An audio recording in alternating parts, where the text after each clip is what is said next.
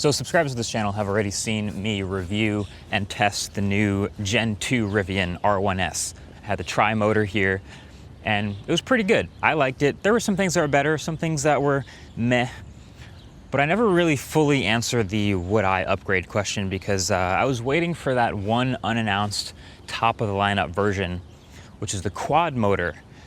And I figured that was the best comparison A/B wise from what I have now, which is the launch edition quad motor R1T. And so now, here we have a second generation quad motor R1T finally. I saw those launch videos of it, we saw the new specs, but we didn't really fully understand all of what it was. But now, we get to figure that out. Because I've been living with this for the past week or so. I've put like 1,000 miles on it, fully moved into it, dailied it, and I'm ready to answer the question of would I actually upgrade from a Gen 1 to this Gen 2. So real quick, just as a refresher, here's the things that I noticed that were definitely good about a new second generation Rivian. One is the suspension. It rides way better. The all-purpose mode is softer. The sport mode is firmer. And that's even more true about this R1T. The ride is just dramatically better than the first generation. But there are a couple other things that are different as well. These new headlights, which I talked about in that first video, I like. The new blinkers down here at the bottom, the new front face, it's darker at the bottom. So overall, that face is just a little bit updated. You come around the sides, and on this quad motor, you'll notice the quad because of this teal color, these teal blue accents. So around the Rivian logo there, and also this new brake package. It's the same exact brakes actually. They're not better brakes, but they are teal colored on the front and on the back. And then you have the new tonneau cover on the second generation, which should break way less often. Again, you get to the back here, and the way that you know you have the quad motor is this little Yeti down here at the corner. That's for the quad. And you have this teal quad logo. So if you see one on the street, that's the way you know that you found the 1,000 horsepower one that does a 10.5 second quarter mile and is crazy fast. These doors actually feel different to open, and they make a different sound when they close. And then this new handle is just a push button instead of a big metal handle, which I actually think is a bit of a downgrade. The roof is electrochromic, so if I go in here and hit this button right here, you'll see the roof tint, yeah, just like that, or untint to be able to see through it. I don't use that very often, but you can if you want to. Steering wheel is the same. You have this new upholstery and these slightly updated seats, which are not very different, but they're slightly more comfortable in my opinion. And the speakers in here are actually slightly worse than the first gen. I am ready and willing to admit that. They are not as good as the first gen speakers, but with enough software updates, I think they're passable. Also, one other thing I didn't realize was going to start happening so soon, but I am so happy to see, is this is the first non-Tesla EV that I have tested, yes, with the NACS port. It's finally here. All of the Gen 2 Rivians, they're telling me, are going to start shipping with the NACS port. So I was able to go to Tesla superchargers and not have an adapter and just plug the thing straight in, and it charged beautifully. This is really cool to see. I assume when they start actually shipping these, it's going to be just straight up. You'll have the NACS port.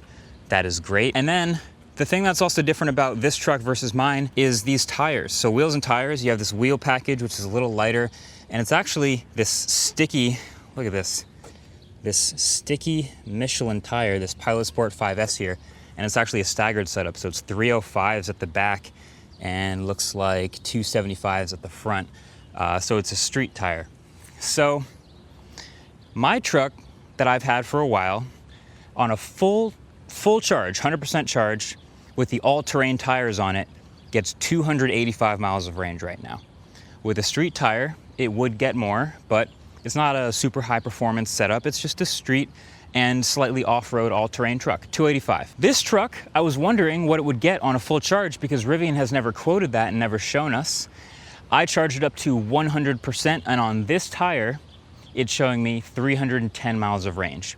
In conserve mode, up to about 330. So it's not a ton more range to go to this Generation 2 max performance versus Generation 1 max performance. You'd get more range out of the tri-motor, which is actually probably the better buy for 99% of people. But this is the one with the party trick. The 1,000 horsepower, the launch mode, the sub 3-second, like 0 to 60. It's the crazy fast one. Even though the triple motor is still really fast, I find that this thing is crazy impressive what it's able to do in a straight line and dynamically. Like the suspension on the R1T is somehow way better than the R1S. But generally, I like my car, my R1T, on the all-terrain tires because I like to be able to go on some sand or on some grass or to hop over a mound or whatever we need to do, where I wouldn't want to do that as much on these wheels and tires. So if I put all terrains on this, it would kind of defeat the purpose. It would be back to sub 300 miles of range, and it would be not able to put down the 1,000 horsepower as well. So not a huge difference between the two cars. Speakers, tonneau cover, brakes, colors, like not a whole ton of differences, but yeah. The theory goes, you know, the Cybertruck comes out, the Cyberbeast is the top of the lineup, and it is ridiculously quick and gets a lot of bragging rights. So Rivian, when they decide to do their fastest, just says, you know, we'll just beat that. Just beat the Tesla Cyberbeast. And in the process, they accidentally made a ridiculously quick truck. All right, so I already know that this truck is going to be faster than mine. Mine is also on all-terrain tires, so I don't expect it to do great, but let's just see how much faster this 1,000 horsepower truck is than my already ridiculously fast R1T. All right, so I'm in the first gen R1T quad motor.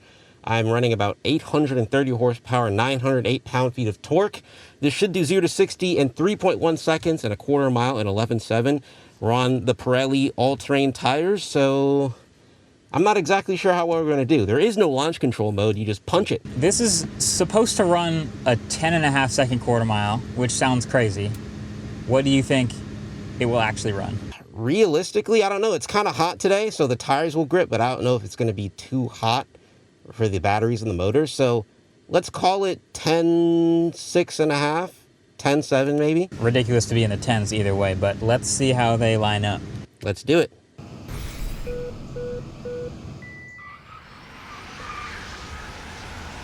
Oh, jeez. Wow, he got me off the launch. Wow, I am getting smoked. That's crazy.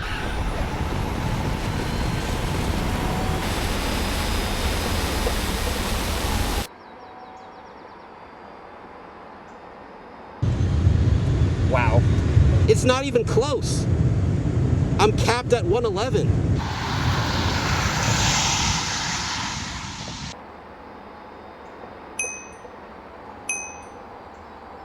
130 across the line. He was behind me the entire time. And frankly, I never saw him to my side at one time during this race. Yeah, I got capped at 111, so you were absolutely gone. Mine's giving me a nice little readout in the dash. It says I capped out at 130.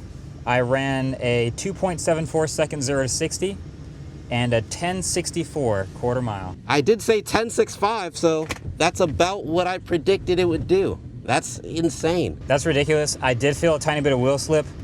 I don't even think it matters. There are really, really fast sports cars that are slower than this. That's crazy for a pickup truck. Do you want to see if you can get a faster time, or are you happy with that? Selfishly, let's run it back one more time. Let's do it. I'm gonna see if slightly less battery, but slightly warmer tires, see if it makes any difference. But this thing hooked pretty darn close. Yeah, now that we have the race box in there, I want to see what the real 0 to 60 is without 1 foot rollout and all that. Very excited to see the number.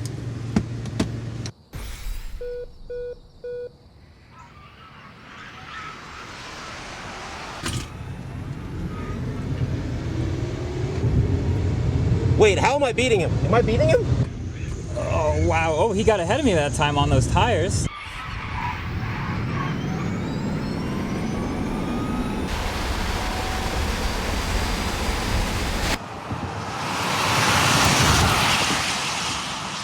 Am I beating? Oh, he's catching me. He's catching me. I gotta walk him down. No problem, though.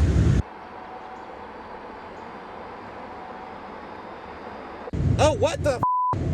Wait, did I jump? Oh, I didn't do launch control. Wow. That's crazy. So if you don't do launch control, These trucks are incredibly close. I think I might have jumped. Two things. One, you got a better launch. Maybe you jumped, maybe you didn't. But two, I didn't do the launch mode that time because I assumed I was still in it, and I wasn't. And these trucks ran so close. I tapped out at 110 just like you, and we crossed the finish line at about the same time. Yeah, I was so shocked that I was ahead of you for that long, even with a tiny possible jump. That's funny. Okay, so I want to do that one more time and put it back in launch mode. I assumed it would just stay, but maybe we waited too long, so I'll go back. Cool, I like this. We can pretty much call this the tiebreaker, if you will. All right, so I'm going to turn launch mode back on for this, and we'll observe how much faster we get. I anticipate it will be significantly faster. Prepare for launch. Here we go.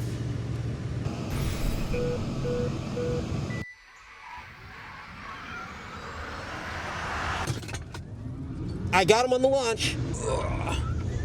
Oh, that's definitely faster. Better reaction time for sure, but he's smoking me. He's gone. I didn't launch as well as him, but the high-end difference is crazy. He's gone. He's out of there. And I'm speed capped. 111. These trucks are both so fast.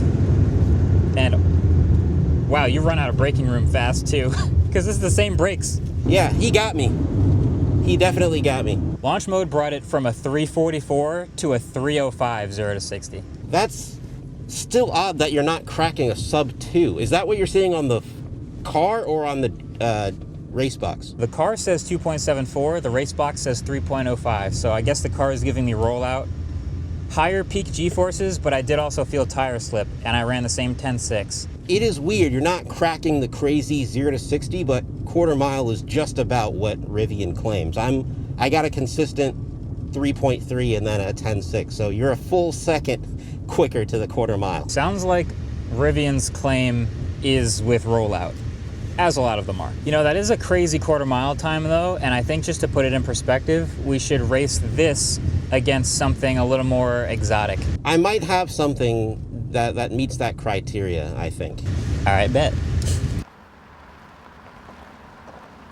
All right, Miles, what have you brought to this race here to race the Rivian? So, I have brought the Lamborghini Urus SE. This car is effectively the result of some Italians getting their hand on a Volkswagen Touareg and burble tuning it into a battery-powered behemoth. This has 789 horsepower, 700 pound-feet of torque from a twin-turbo V8 and a 20-something kilowatt-hour battery pack. So it's packing some heat. Okay, so theoretically, if someone saw one of these at a stoplight, they could maybe be even? Is this going to beat the Rivian or not? I'm not sure. This is going to be, what, the third or fourth run for this car, so it might be at a disadvantage because of that, but also it's pretty hot, so these turbos are not enjoying the super hot, humid weather either. I'm hearing excuses. I have almost 95% battery still, and you're in a $300,000 Lamborghini. I think you should win, but we'll see. All right, after all that talk, I gotta definitely hit this light. I gotta nail this light.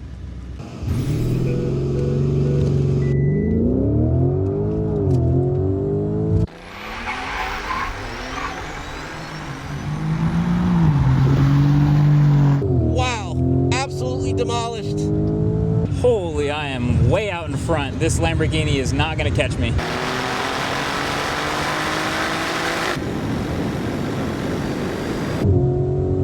Absolutely demolished. See ya. Wow. That wasn't exactly close. I'll tell you what, it's a party trick, but it's a good party trick. Uh-oh.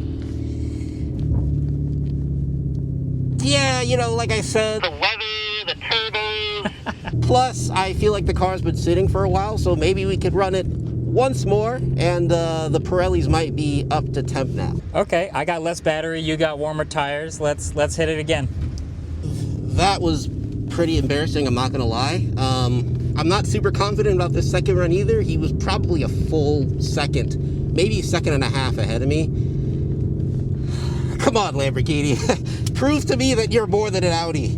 Please. You're not just a Volkswagen. For this race, should I try to walk you down? Sure, yeah, we can try that. Okay, so you just try to hit the light like normal, and I'll try to launch right after you and see what happens. Let's do it. All right, starting line, one more time. If I win, I win. Well, let's hope that doesn't happen. Make sure I'm in launch mode for sure. That would be embarrassing if I wasn't. Launch. There we go.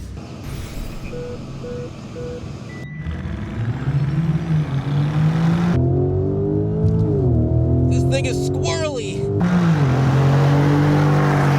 Oh, I left late. Come on.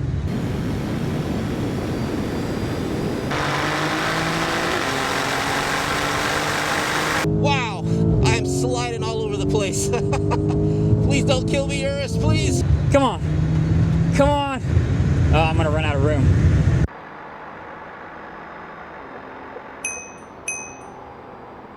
I specifically swiped to go to launch mode, and then it didn't go to launch mode. I think it has to stage for like 1 second longer because I hit my 110 top speed again, and I clearly only did a 3.5 instead of a 3.2. Wow, yeah, this one was pretty straightforward. Once you turn ESC all the way off, it's just slam brake, slam throttle, and you're off to the races and trying to survive while skidding all over this drag strip. All right, let's see if we can do one more time and actually nail this. Hopefully the party trick does the party trick thing. Yeah, I don't know what is up with the stability, but yeah, these tires do not seem to be a big fan of this drag strip. This is a fully prepped surface, and I'm just sliding all over the place. I don't get it.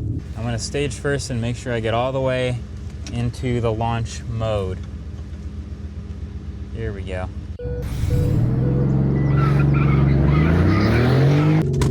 Oh, he got me. Oh, that's more like it. Oh my God, it's so much faster. Absolutely annihilated off the line, and I'm still sliding around like God knows what. Jeez. I almost went into the other lane.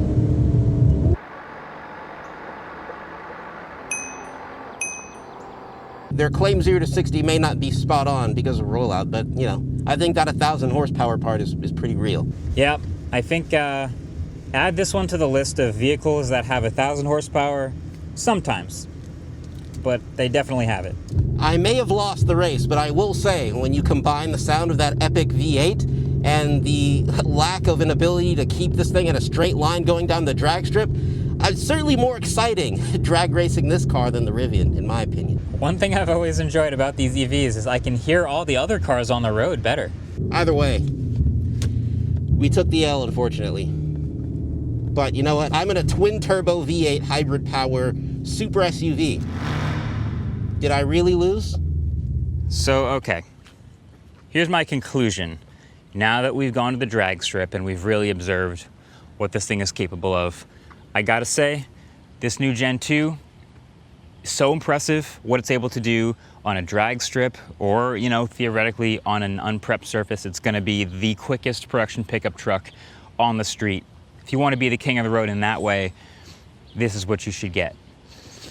To the answer for the question, would I actually upgrade from the first gen launch edition? No, I don't feel the need to. I like what this is capable of, and the suspension is by far the biggest difference versus my truck. But everything else that this does is so similar.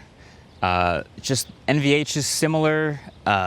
I wish I had an NACS port on mine, but you know, that's one difference. The tonneau cover is slightly different. The front trunk's slightly smaller. The speakers are slightly worse. The seats are slightly different. Like there's not a whole, the door handles are a little worse. I'm gonna keep my truck, but I think if you were thinking about buying a Rivian, now that this is in the lineup, this is the nice top of the line expensive one that's gonna make all the others seem like a better deal. Or even get yourself a Gen 1 for a bit of a discount. It's a nice truck. I'm gonna miss it, but I'm sticking with mine. Let me know what you think though. Would you upgrade from Gen 1 to Gen 2, or what do you like about this one? Thanks for watching. And also, let us know if you enjoyed this new fun style of video and hit subscribe if you did. Catch you in the next one. Peace.